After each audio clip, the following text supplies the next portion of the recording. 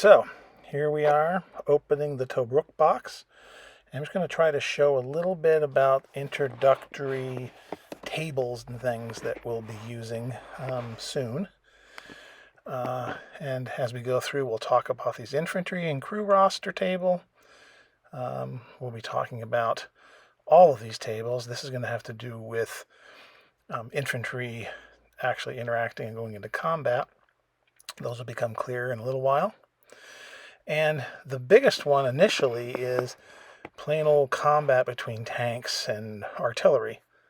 These tables, like there's a German and Italian hit probability table, and you can see there's a lot of information on this thing. And it looks daunting, but it actually makes a lot of sense.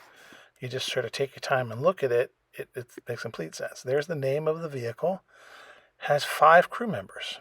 There's the type of gun it has. That's if it fires armor piercing or high explosive. Rate of fire is how many times, like in is the initially seeing them, acquired, so 2 and 4, meaning you get to fire twice or 4 when you see them a second time. Fragmentation refers to how many fragmentation effects if they fire HE ammunition, high explosive. That's if they've got a turret or a hull machine gun, if any. And then the rest of this is saying how many hexes away you are in the red. And then the little number underneath, like 6, says, excuse me, 7, 8. Those are if you roll that number or greater and you hit the target. The British have the same thing. So there's a Stuart tank, 37 millimeter gun. Fires both kinds of ammunition. Initially, 2 has machine guns in there, and then there's its hit table. All these other things, including machine guns at the bottom, mortars, anti-tank weapons, all these things. So let's do a little example. Here's a Matilda 2. The Matilda 2 has a 2-pounder gun. Fires only armor piercing. Initially, I can fire 3 shots at a target when I first see them, 6 later on. Let's pretend we are 8 away, and 7 is the number that comes up. That means I got to roll a 7 or better once, missed him. Second roll, haha, got him. Third roll, missed him again. So out of those 3, I hit him once. Notice that awesome die tower. Why spend $30 when you can make one out of a Kleenex box?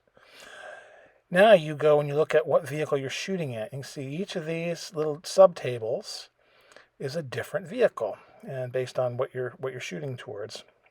So let's pretend we're shooting at this Italian tank down here, this M1340. You figure out if you're shooting at them from the front, the side, or the rear, and you roll 2 die and you'll get a number. This is saying basically where you hit, but each of those little abbreviations are going to tell you how you hit or what you actually impacted. So we roll our 2 dice for that 1 shell that hit. We got a 4. So let's pretend we hit it from the front. So you go over to 4 and you get LO. That stands for lower hull. Now, if you hit from the flank, for example, notice it'd be it would be a turret hit. If you hit from the rear, it would be another turret hit. So it depends on the tank and what direction you're shooting from. Those are all little abbreviations. We'll get to all of them as we go. Now, we know we used a 2-pounder, and we know we came from the front. So we look at the front right there, and lower hull, and it comes down and it says MC1 P5 if less than or equal to 3. That means if the range is less than or equal to 3, we've destroyed its movement, we ruined a crew member, and we might have destroyed it. Less than or equal to 9, movement is gone, and P4 means if we roll 1 dice and we get a 4 or below, then it's actually, it's K killed, meaning the tank is destroyed. We got a 3. So that means there was a possibility it was destroyed, so it was. So in that case, you turn that thing over and it would be a wreck, and you'd say, okay, I destroyed that tank. And that reflects the fact that even though it was from the front, and only a 2-pounder, those little tanks weren't extremely well protected. Now, infantry. We're going to play this game that I made up called Supplies in a little bit.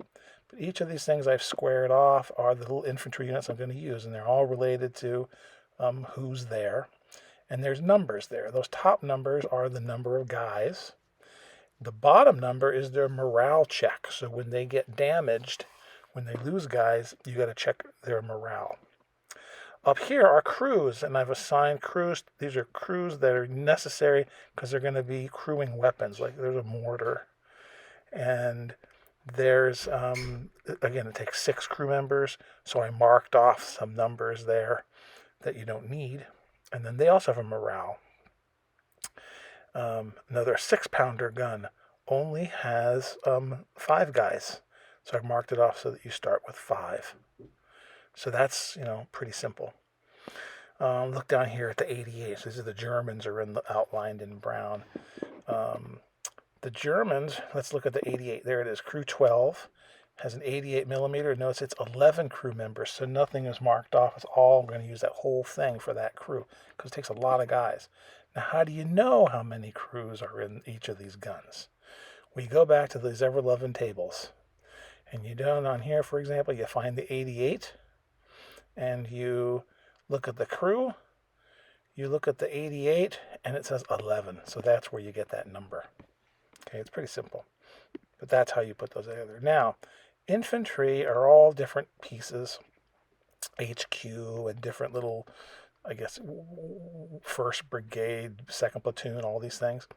You have a gunfire factor for British, for German, and Italian. These are going to be useful when you're having essentially infantry to infantry combat, assuming they all have their own combat weapons and they're shooting. And what you want to do is tally how many fire factors essentially they're sending downrange when they're shooting at a target. So, for example, let's look at these Italian guys. You find your group, and let's say there's 9 guys left, and we are 4 hexes away. 1, 2, 3, 4. You come down, you cross-reference 4 down to our little crew of 9, which is right down, I lost it, there it is. Comes over here, and there's 20. That means 20 fire factors are going to hit an infantry that you're shooting at. So now you go on this casualty table, and you look and you say, okay, find the fragmentation factors that are 20. So you roll over here, you find that are 20, there they are. And then you see all those numbers. Those are going to be the numbers of guys that are hit, that you remove from your roster when you roll the dice. But it depends on if they're in stationary, assault, or running, or good cover. And so we're going to talk about that kind of stuff next with some demos.